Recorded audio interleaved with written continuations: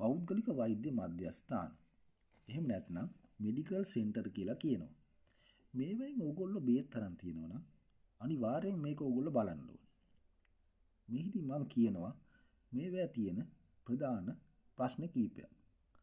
එකක් තමයි පෞද්ගලික වෛද්‍ය මධ්‍යස්ථානයෙන් ගත්තොත් අපි බොන බේත් පිළිබඳ අපි කිසිම දැනුමක් නැහැ.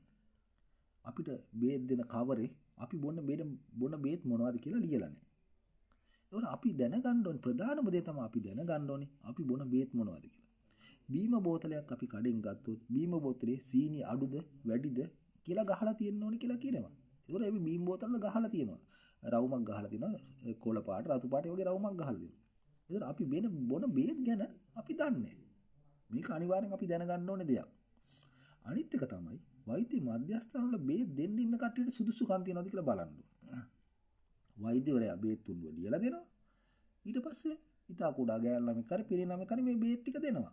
ඒතර මෙයා බේත් පිළිවෙල දන්නවද? ෆාමසියක් දාන්න නම් ඖෂධ වේදී සහතිකය ගන්න ඕනේ. එතකොට මේ දොස්තර ගාවලා වැඩ කරන මේ වගේ පොඩි ළමයින්ට ඖෂධ වේදී සහතිකය තියනවද? එහෙම නැහැනේ.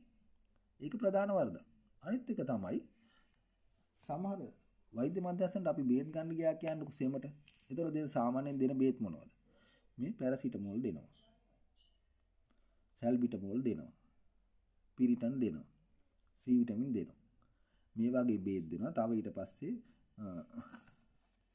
මොනවද තව බේත් දෙන්න පුළුවන්. මේ වගේ බේත් මිල ඊට අඩුයි. මේ අපි පැරසිටමෝල් කියන්නේ ඖෂධි නාමය. ඒ ඖෂධි නාමයේ තියෙන බේත් සාමාන්‍යයෙන් ඊටා මිල අඩුයි. සමහර කාඩ් එකක් ගත්තොත් ඊටා මිල අඩුයි. කාඩ් එකම ගත්තත් රුපියල් 40ක් වගේ වෙන්නේ. ලූස් ගත්තොත් ඊටදී ගොඩක් අඩුයි. තොග මිලට ගත්තොත් ඊටදී ගොඩක් අඩු වෙනවා. ඊට පස්සේ මේ තියෙන සැල්බිටමෝල් මිල ඊටා අඩුයි. ඊටා මිල අඩු බේතක්. මේ තියෙන පිරිටන් අපි කාඩ් එකක් කඩෙන් ගත්තොත් කාඩ් එක මිල රුපියල් 20යි. ලූස් ගත්තොත් මිල අඩුයි ගොඩක්. ඊට පස්සේ මේ තොග වශයෙන් ගන්නකොට ඊට වැඩි මිල අඩු වෙනවා. මේ තියෙන සී විටමින් රුපියලයි 7 ගාණක් වෙන්නේ. ඊටා මිල අඩු බේත්. ඊටා මිල අඩු බේත්. මේ බේත් මිල අඩුයි. මේ බේත් ටික දීලා වෛද්‍යවරයා කරන්නේ 1000 1500ක් වගේ මුසලක් අපෙන් අය කරනවා. ඒකට යුක්තිය කියලා කියනවා. ඒක සාධාරණයි කියලා කියන්න පුළුවන්. ඒක හරි අසාධාරණයි.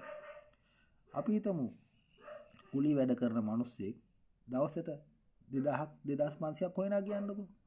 මේ මුදලෙන් 1500ක් විතර කඩා ගන්නවා. ඒකට යුක්තිය කියලා කියන්න පුළුවන්. එහෙනම් යුක්තියට වෙන වචනයක් හඳුන්වලා දෙන්න ඕනේ. මේ මිල බේත් අඩු බේත්. රජයට මම යෝජනා කරනවා ප්‍රධාන වශයෙන් වෛද්‍යවරුන්ට බේත් බොනකොට අපිට තුන්ඩුවක් නිකුත් කරන්න. අපිට පුළුවන් ඒ තුන්ඩුවෙන් ගිහිල්ලා බේත් ගන්න. ඒතකොට අපි දන්නවා අපි වෙන බේත් මොනවද කියලා. ඒ තුන්ඩුවේ ලියලා තියෙනවානේ. පෞද්ගලික වෛද්‍ය මධ්‍යස්ථාන අපි බොන බේත් වල අපි කිසිම දෙයක් දන්නේ නැහැ.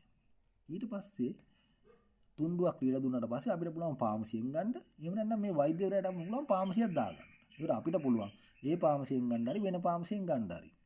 එතකොට මේ වෛද්‍යවරුන්ට නියාමනයක් ගේන්න ඕනේ පෞද්ගලික වෛද්‍ය මධ්‍යස්ථාන. එතකොට මේ වෛද්‍ය මධ්‍යස්ථානවල අපි බේත් ගන්න ගියාම වෛද්‍යවරු 200ක් 250ක් වගේ මුදලක් අය කරලා අපිට තුන්ඩුව නිකුත් කරන්න කියනවා. අපිට පුළුවන් ෆාමසියෙන් බේත් ටික ගන්න නෑ මේ වේද මහ වෛද්‍යවරයාගේම ෆාමසියෙන් ගන්න පුළුවන්.